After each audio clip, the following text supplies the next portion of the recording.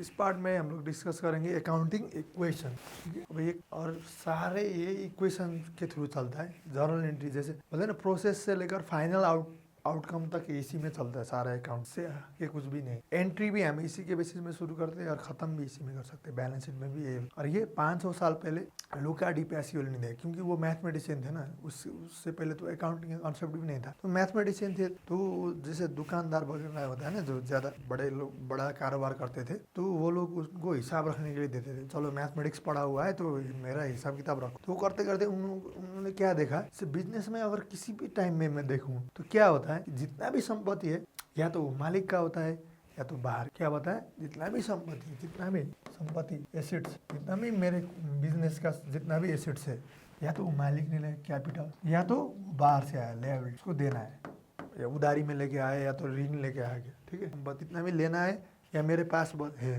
वो क्या है, वो या तो मालिक ने दिया कैपिटल, या तो बाहर किसी ने उधार में दे दिया, ऋण दे दिया, जिसको मुझे वापस। Assets equal to capital plus liabilities, और इसी में चलता है सारा कुछ। ठीक है, जर्नल एंट्री से लेकर सब लास्ट में जाके बैलेंस शीट में भी हम लोग क्या बनाते हैं, ये तो बनाते हैं एसेट्स का मतलब क्या है, anything which generates the revenue.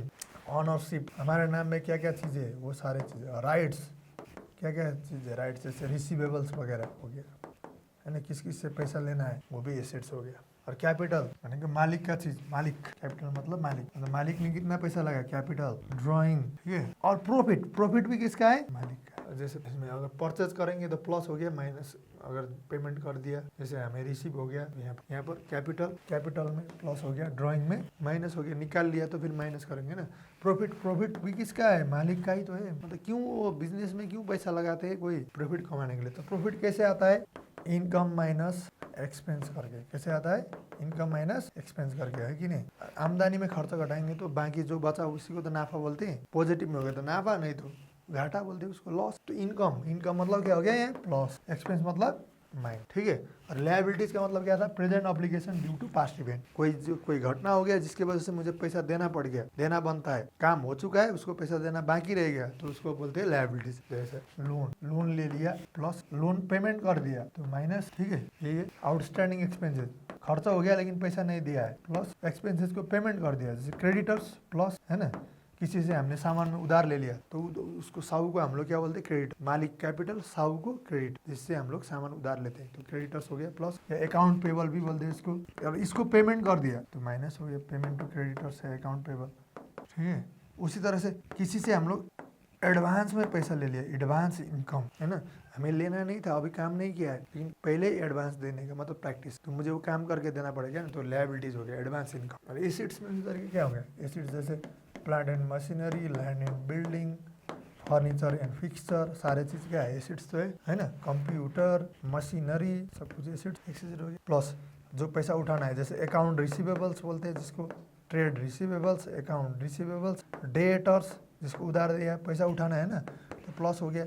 और इससे पैसा मुझे कलेक्शन हो गया तो माइनस हो गया, एसेट्स कम हो गया ना, कलेक्शन ऑफ रिसीवेबल्स तो माइनस हो गया। और जैसे purchase of assets, purchase of fix assets, मैंने जैसे प्लांट मशीन खरीदा है तो प्लस हो गया, अगर सेल कर दिया तो माइनस हो गया, एसेट्स कम हो गया। यही तो इक्वेशन, पैसा उठ गया तो प्लस हो गया। जैसे इसी तरह से जो पेमेंट करना ही नहीं था लेकिन पहले कर दिया था, जिसको बोलते क्या बोलते हैं, प्रीपेड एक्सपेंसेस, प्लस हो गया। प्रीपेड एक्सपेंसेस एक्सपायर्ड हो गया तो माइनस हो गया। अब क्या होता है, तो लेकिन ये इक्वेशन में चला है, हर ट्रांजेक्शन में नहीं बराबर होना चाहिए, इक्वल टू। या तो इससे क्या होना, जैसे कैश है ना, कैश आ गया प्लस, कैश चला गया तो माइनस, कैश कलेक्शन। तो जैसे देखो, अब अगर मैं एसेट्स जैसे ये बोर्ड खरीदा, स्मार्ट बोर्ड, प्लस हो गया, तो या तो मुझे कैश पेमेंट करना पड़ेगा, माइनस, प्लस माइनस यही जीरो हो गया, जीरो इक्वल टू जीरो। या तो इधर उधार में लेना पड़ेगा तो इधर आ जाएगा, यहाँ पर फिर क्रेडिटर्स पेबल्स हो जाएगा। इसी को तो ड्यूअल एस्पेक्ट बोलते हैं, एक ही थोड़ी ना हो जाएगा। जैसे पेन आ गया तो मैंने खरीद के लेके आया, या तो उधार में लेके आया ना, है ना, या तो ये एक आ गया दूसरा चला गया, या तो किसी ने दे दिया मुझे, यही ऐसे तुरंत ऊपर से गिर गया सब ब्रह्मांड में से, तो नहीं होता। फिर उसको हम लोग जैसे गेन मान लेते हैं, अचानक से मिल गया मुझे भाई, कुछ भी खर्च नहीं किया था तो गेन, वो मालिक का हो गया। फिर ठीक है, इधर तरफ एसेट्स हो गया, इधर गेन ऑन करके उधर चला गया, इधर कैपिटल में प्लस हो जाएगा। बिजनेस में अचानक से मिल गया तो मालिक का हो गया ना, गेन हो गया ना। अचानक से उसी के बाद कुछ भी नहीं किया था लेकिन उससे कुछ घाटे हो गया, लॉस, मालिक का हो गया। ठीक है, नहीं तो बाकी कुछ ना कुछ इसी में से ट्रांजैक्शन बन के घूमता रहता है बस। इसमें प्लस हो गया तो इसी में माइनस हो गया, या तो यहाँ प्लस हो गया इधर भी प्लस हो गया, या तो यहाँ माइनस हो गया तो यहाँ भी माइनस।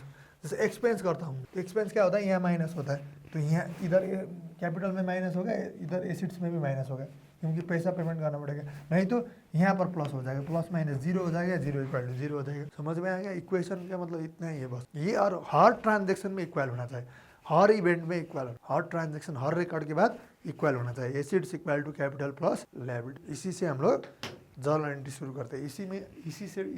इसी को बेस मान के जर्नल एंट्री करोगे तो कभी कंफ्यूज नहीं होगा, बस क्लियर ही। ठीक है, और क्या होना चाहिए, इनकम एक्सपेंस क्या होता है, एसिड्स क्या होता है, कैपिटल क्या होता है, लायबिलिटी, ये क्लियर होना चाहिए। वो आगे के पार्ट में होगा, पिछले पार्ट में। ठीक है, डेफिनेशन होगा, उसको क्लियर करके आओ, फिर ये कुछ भी नहीं। ठीक है।